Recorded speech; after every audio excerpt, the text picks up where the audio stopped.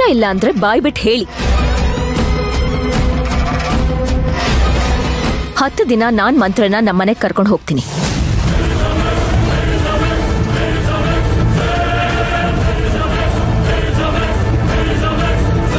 ಅವನ್ ಯಾವನೋ ಕಳ್ಸಿದನಲ್ಲ ಫೋಟೋಸು, ಅದನ್ನ ಸುಳ್ಳು ಅಂತ ನಿರೂಪಿಸಿ ನಾನ್ ಮತ್ತೆ ಮಂತ್ರನ್ನ ಈ ಮನೆಗೆ ಕರ್ಕೊಂಡು ಬರ್ತೀನಿ.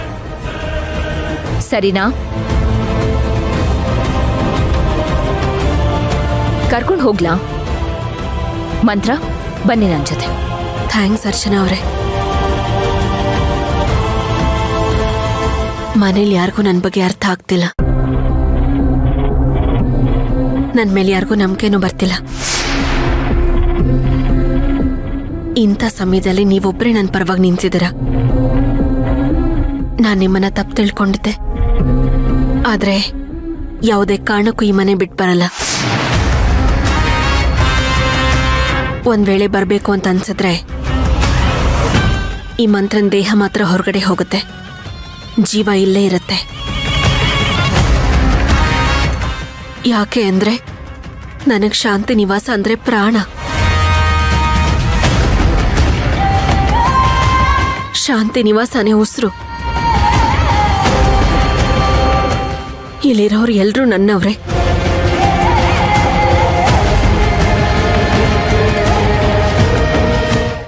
ನನ್ನ ಉಸಿರಿರೋದೇ ಶಾಂತಿ ನಿವಾಸಕ್ಕೋಸ್ಕರ. ಇದನ್ನೆಲ್ಲರೂ ಅರ್ಥ ಮಾಡ್ಕೊಂಡ್ರೆ ಅಷ್ಟೇ ಸಾಕು ನನಗೆ. ಮಂತ್ರ, ಅಷ್ಟು ದೂರಕ್ಕೆ ಯೋಚನೆ ಮಾಡಕ್ ಹೋಗ್ಬೇಡಿ. 10 ದಿನ ಸಾಕು, ಸತ್ಯ ಹೊರಗಡೆ ಬರುತ್ತೆ. ಏನು ಚಿಂತೆ ಮಾಡಕ್ ಹೋಗ್ಬೇಡಿ.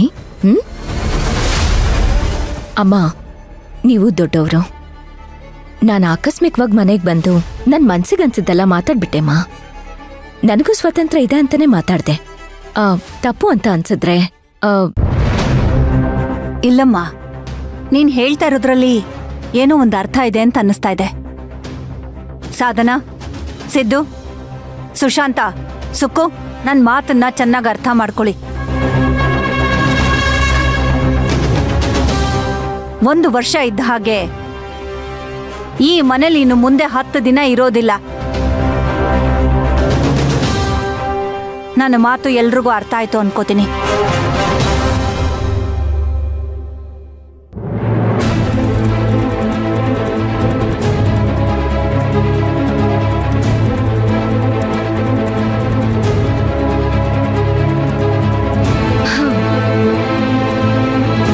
ಮಂತ್ರ,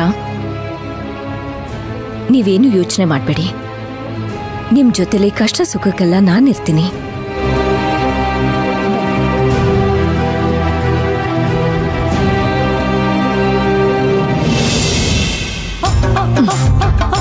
ಸಾಧನಮ್ಮ,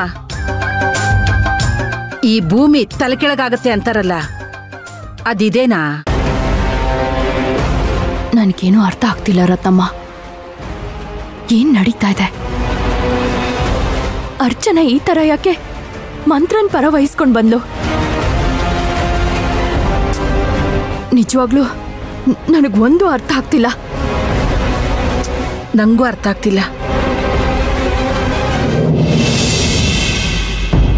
ನಾನು ಶಾಂತಿ ನಿವಾಸಕ್ಕೆ ಹೋಗದೆ ಇದ್ದಿದ್ರೆ ಇಷ್ಟೊತ್ತಿಗೆ ಮಂತ್ರ ನಮ್ಮ ಮನೆಯಿಂದ ಹೊರಗೆ ಹಾಕ್ತಿದ್ರು ಅಣ್ಣ. ಹೌದೇನಮ್ಮ? ಏನಾಯ್ತಮ್ಮ ಅಂತದ್ದಲ್ಲಿ? ಮೊದಲು ಈ ಶಾಂತಿ ನಿವಾಸದಿಂದ ನೀನ್ ಹೊರಗಡೆ ಹೋಗೋ. ನನ್ ಕುತ್ತಿಗೆ ಅವ್ರನ್ನ ಬಿಟ್ರೆ ಬೇರೆ ಯಾರು ತಾಳಿ ಕಟ್ಟಿಲ್ಲ. ಇದು ಸತ್ಯ. ಮಂತ್ರನ್ ವೇದನೆನ ನಾವ್ ಅರ್ಥ ಮಾಡ್ಕೋಬೇಕು. ಅವ್ರಿಗೆ ನಾವ್ ಸಮಾಧಾನ ಮಾಡ್ಬೇಕು, ನಮ್ ಸಪೋರ್ಟ್ ಇರ್ಬೇಕು. ಎಲ್ಲರೂ ಹೀಗೆ ಮಾಡಿದ್ರೆ ಹೇಗೆ ಹೇಳಿ?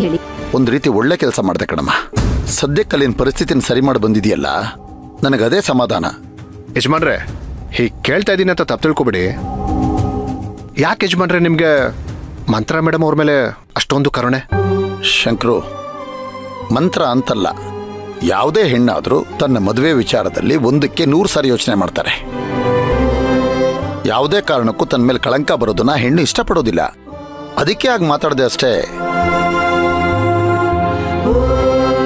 ಹೌದ್ರಿ, ನೀವು ಹೇಳ್ತಿರೋ ಮಾತು 100ಕ್ಕೆ 100 ಸತ್ಯ. ಮಂತ್ರಂಗೆ ತನ್ನ ಜೀವನ ಹೀಗಾಗೋಯ್ತಲ್ಲ ಅಂತ ಪಾಪ ಮನ್ಸಲ್ಲಿ ಎಷ್ಟು ಹಿಂಸೆ ಪಡ್ತಿರ್ತಾಳೋ ಏನೋ.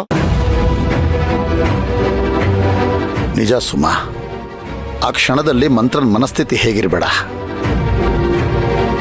ಅಮ್ಮ, ಅಚ್ಚು, ಆ ಮಂತ್ರನ ಸುತ್ತ ಏನೋ ತಪ್ಪು ನಡೀತಾ ಕಣಮ್ಮ.